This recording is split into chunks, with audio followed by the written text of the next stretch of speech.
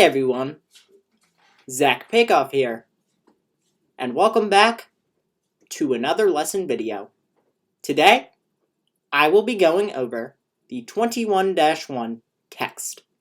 So let's jump right into the video. Okay, so as I had stated before, I'm going to be going over the 21-1 text. So we're starting our new chapter today, and in this chapter, we will be learning about how to account for accrued revenue and expenses. In addition to that, we will also be learning about how to define accounting terms related to accrued revenue and accrued expenses, identify accounting concepts and practices related to accrued revenue and accrued expenses, record adjusting, closing, and reversing entries for accrued revenue, and finally, record adjusting, closing, and reversing entries for accrued expenses. Alright, so now that I've read over the learning objectives, let's jump right into the 21-1 text. Alrighty, so now we're going to be moving on to the 21-1 text, which is the first lesson in Chapter 21. And in this lesson, we will be learning about accrued revenue. Okay, so there are a bunch of key terms that I'd like to go over before we start the accounting part of this lesson. So accrued revenue is revenue that is earned in one fiscal period but not received until a later fiscal period. Intellectual property is any product that is protected by patents, trademarks, and copyrights. Accrued interest income is interest that is earned but not yet received. And a reversing entry is an entry that is made at the beginning of one fiscal period to reverse an adjusting entry that was made in the previous fiscal period.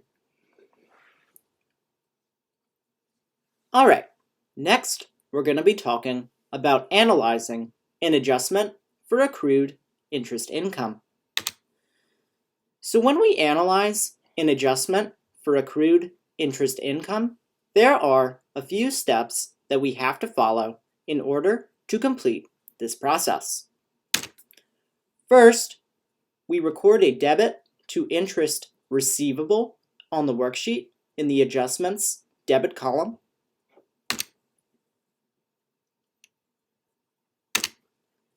Next, we record a credit to interest income on the worksheet in the adjustments credit column.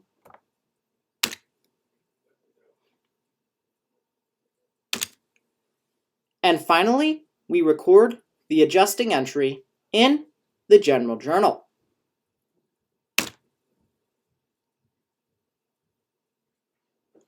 Okay, next we're going to be talking about posting an adjusting entry for accrued interest income. So when we post an adjusting entry for accrued interest income, there are a couple of steps that we have to follow in order to complete this process. First, we post the first amount as a debit to the interest receivable account.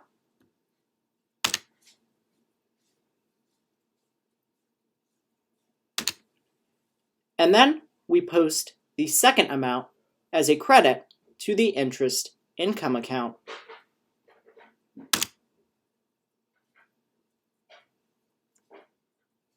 Alright, next we're going to be talking about recording a reversing entry for accrued interest income.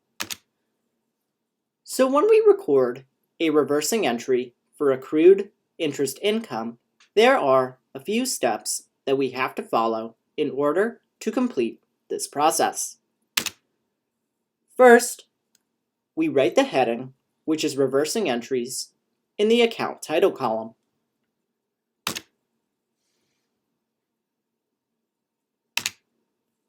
Next, we record a debit to interest income.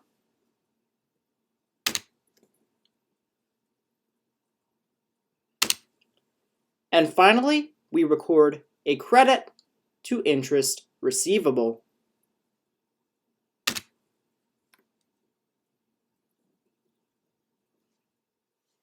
Okay, so the last thing that we're going to be talking about in this lesson is collecting a note receivable that was issued in a previous fiscal period. So this transaction reads, on January 30th, received cash for the maturity value of a 90-day 6% note having a principal amount of $2,000 plus interest $30 for a total of $2,030, receipt number 9. All right. So when we collect a note receivable that was issued in a previous fiscal period, there are multiple steps that we have to follow in order to complete this process. First, we record a credit for the principal amount of the note, which is $2,000, in the general credit column.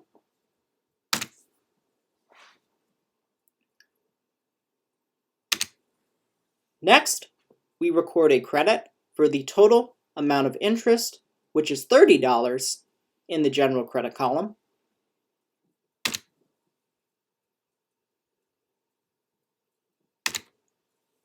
After that, we record a debit for the maturity value, which is the total of the principal and the interest income, in the cash debit column.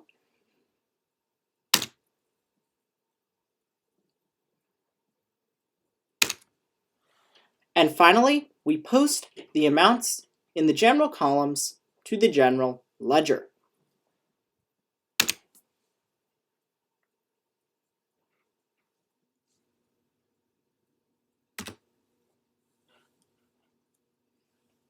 Okay, so that is the end of the 21-1 text.